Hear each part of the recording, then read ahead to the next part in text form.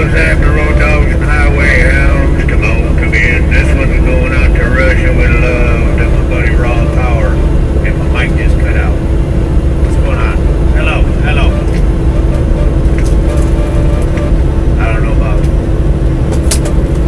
It's one of them days, folks. Turn that frown upside down and fight back.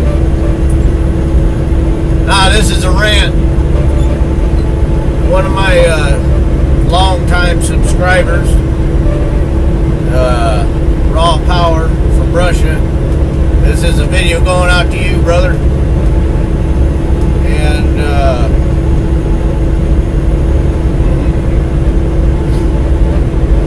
oh man,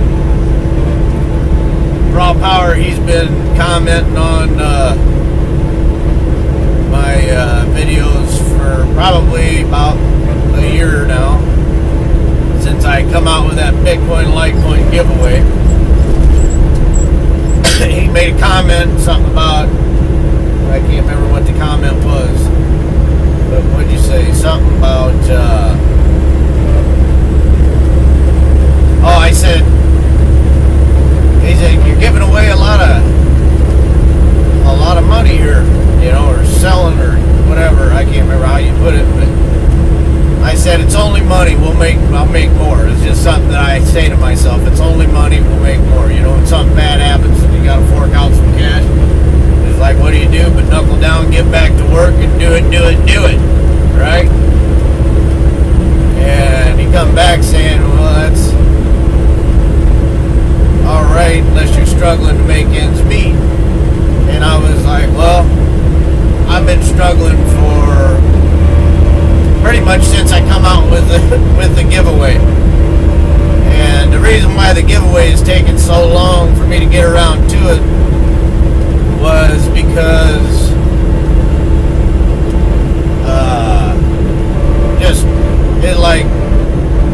after I made the video, it was like down when Bitcoin was at like 250, or I can't remember how far it got down. No, Litecoin was at $2.50, somewhere around there, and Bitcoin was, what was it, down 375 at a time, and I was like, this is ridiculous. And I thought, well, I can, you know, kind of grow my channel by giving money to my subscribers, and that's what I've been doing here lately. You know, rather than, you know, everybody always seems to want donations for their videos and stuff like that, which is fine, nothing wrong with it, but I want, like, that counterintuitive thing. I do things opposite. You know, I do things that nobody else does. You know, I try to do that, try to be creative and different. You know, who do you know that wears Spurs, right? Me.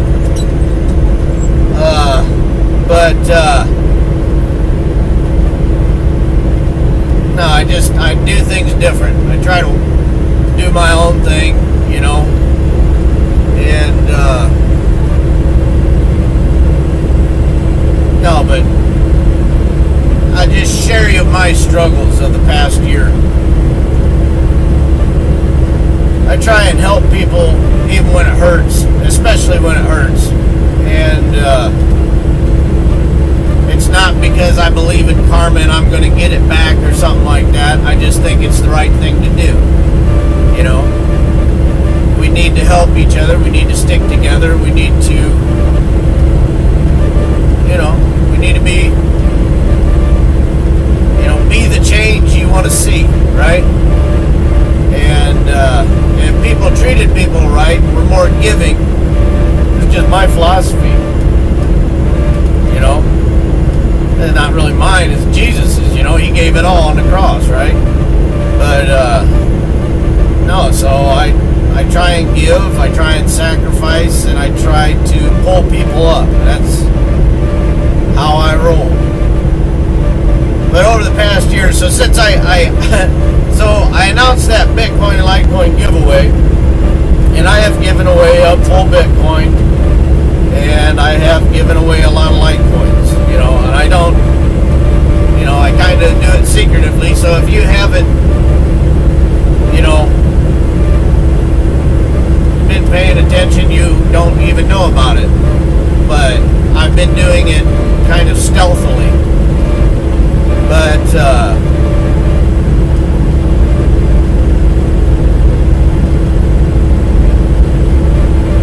no, so I announced that giveaway, and the first thing that happened, like a month after I announced it, or a month or two after I announced it, somebody loved me, give me a text message. That's probably raw power hitting the Google Plus thing. But so the price doubles after I announced the giveaway, and I'm like, dang it, because I didn't have the Bitcoins and the Litecoins at the time. I was going to buy them and then start giving them away. That's what I'm doing now. But there's one commenter on there. He subscribed for the giveaway, and then he was like, I don't know, he got all sideways on me and was like, "You're a thief," or whatever. I left his comments. They're back there. You can see them. But hey man, I don't censor people. If you want to call me a, goofball, go ahead and call me a goofball. I don't care. I got big shoulders. It tells me more about you than it does about me, so I'm good. So the price doubles, and I'm like, oh my gosh,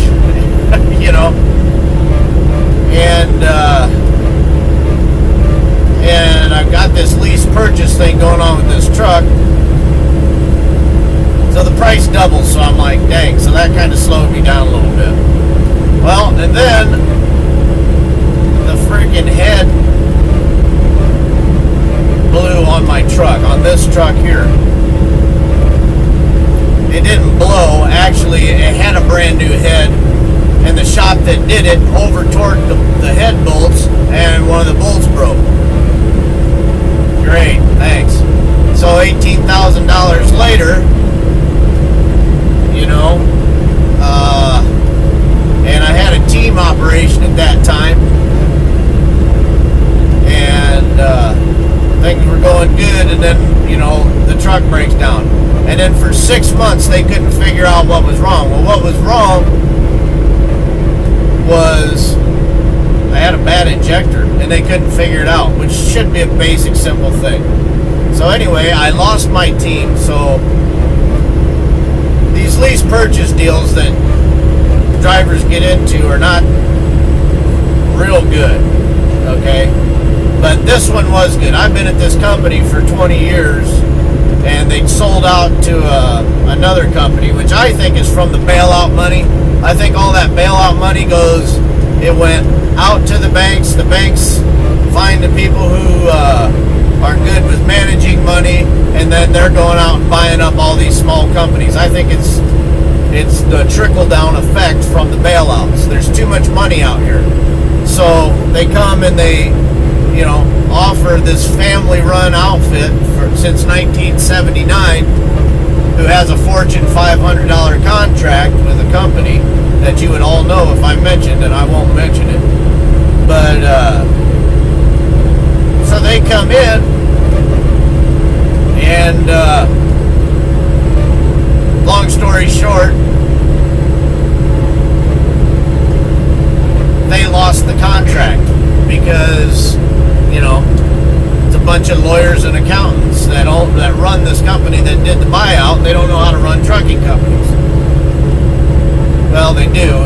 They're successful at it, but for whatever reason, and I'm not clear on it, they lost the bread and butter. That's been bread and butter for the whole time I've been here, and actually since 1979.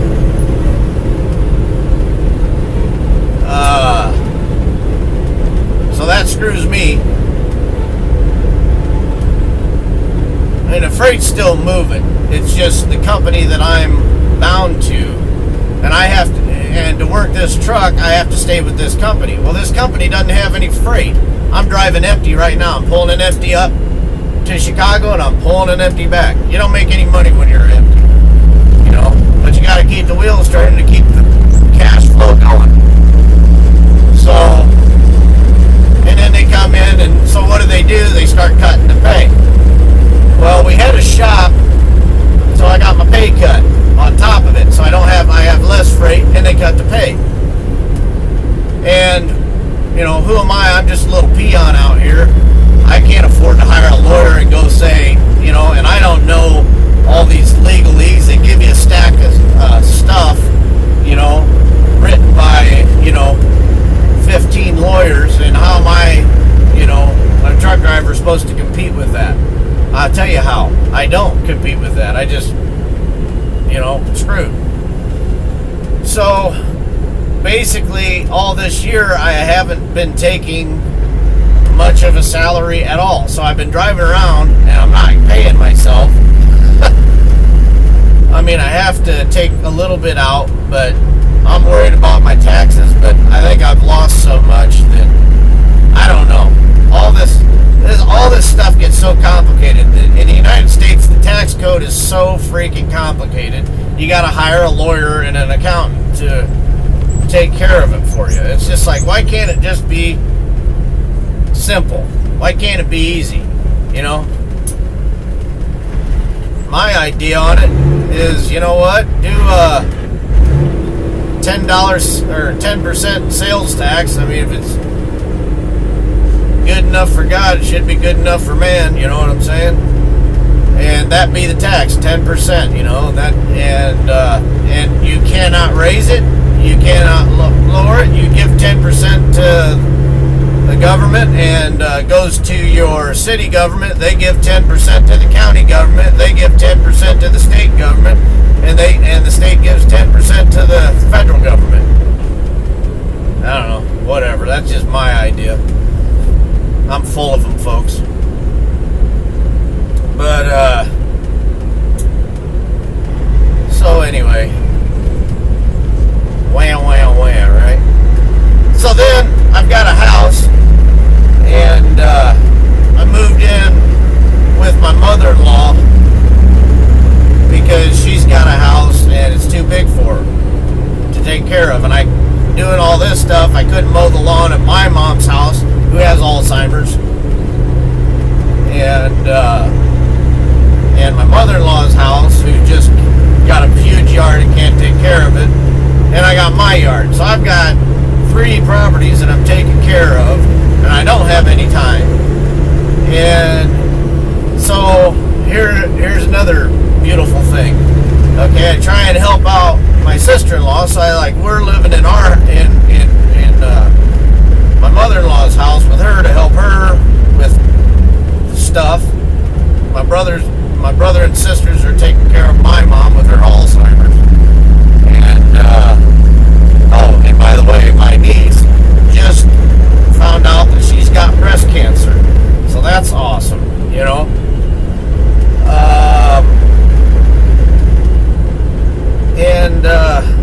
so I try and help out my sister-in-law, who's, how do you say it nicely? I have to be careful here.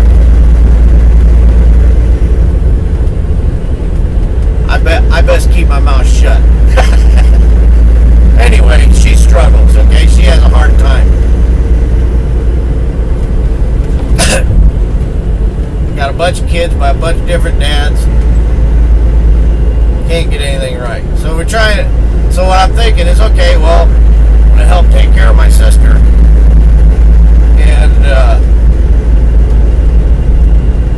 And for some reason, she feels like blaming all of her problems on me. I don't know, it's convenient that way for her, I guess. But, I'm the source of her problems. But anyway, so here's a problem that I created. I was like, well, maybe we can do something to where her and her kids can move into our house, and, rather than her paying rent, she just be paying that. We can set up some kind of a trust and, keep it in the family and whatever, this kind of stuff. Well, then I hired a contractor who's a friend who's trying to get started in the thing, and starting his own business because his business is screwed up. So I hired him, and she goes in there and rips him a new one and up and down. And I'm like, so So I'm fixing to lose thousands of dollars because I'm going to have to hire an outside contractor to do this work. Yeah. And I'm got to thinking, and I'm like, well, you know what? You're acting like a fool. There's no reason why I got to lose money and the contractor I hired has to lose a job. You're the one acting like a fool. You figure out how you're going to live for the next month until this job is done. And so, that whole thing blew up, of course, and I'm the bad guy for that. But, you try and give somebody a house and they complain about the paint, or whatever. It's like, really? Come on, man. I'm trying to help you out, but I'm the bad guy in this situation. Man, I'm telling you. And I'm not doing this for sympathy or whatever. I don't care. I lean into it. I get her done. But, no, you wanted to know about my struggle, and that's my struggle. But how this ties in with Bitcoin and Litecoin is all these bailouts that they did in the United States are starting to affect me. Okay? And they're starting to affect people, whether people recognize that or not. Alright? And that's why I save my money in Litecoin. Because the powers that be have totally screwed up our financial system, the global financial system. And,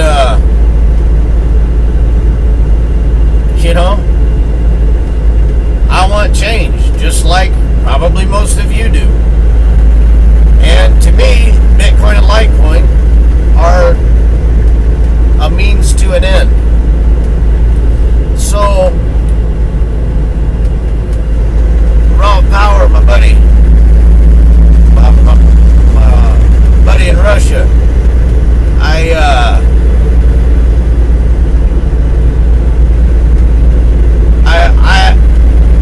I just want you to know that money ain't everything.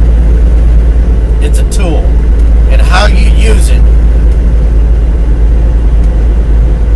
is the most important thing. If Bitcoin and Litecoin go away tomorrow, the same basic principles of money will be intact because they're natural laws. Income outflows. And I want to recommend a book for you. 2 books, probably. Well, no, just one. Rich Dad, Poor Dad. And it's by Robert Kiyosaki. And he talks about, his 2 dads, his best friend's dad and his dad. And,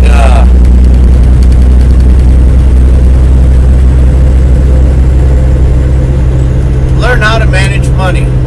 Hone your skills.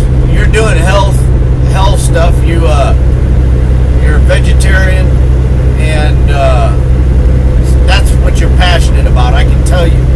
I'm passionate about trucking, so I'm trying to figure out how to make this thing work in an unworkable situation. I mean, I've been living on nothing for a year, and next to nothing. I mean, I'm not totally broke, but can't buy birthday presents, can't buy. I'm struggling, brother. Okay, so the thing is, if you learn how to manage money and how to harness your passions and monetize them, you will do well. And I think Bitcoin and Litecoin are the best money out there to do that with. But whether you've got $10 a week coming in or $10,000 a week coming in, if you don't know how to manage that $10 a week or that $10,000 a week, you're going to struggle. But if you know how to manage that $10 a week or that $10,000 a week, you will will thrive. And so, learn how to use the tool of money. And then harness what you're passionate about. And then knuckle down, and when all of the world's troubles and trials are thrown your way, you knuckle down and you do it anyway. You persevere in the face of adversity. And believe me, I am weary. It's been a long year. It's been a long year. And I'm not complaining. You know, it's only money. We'll make more. Screw it.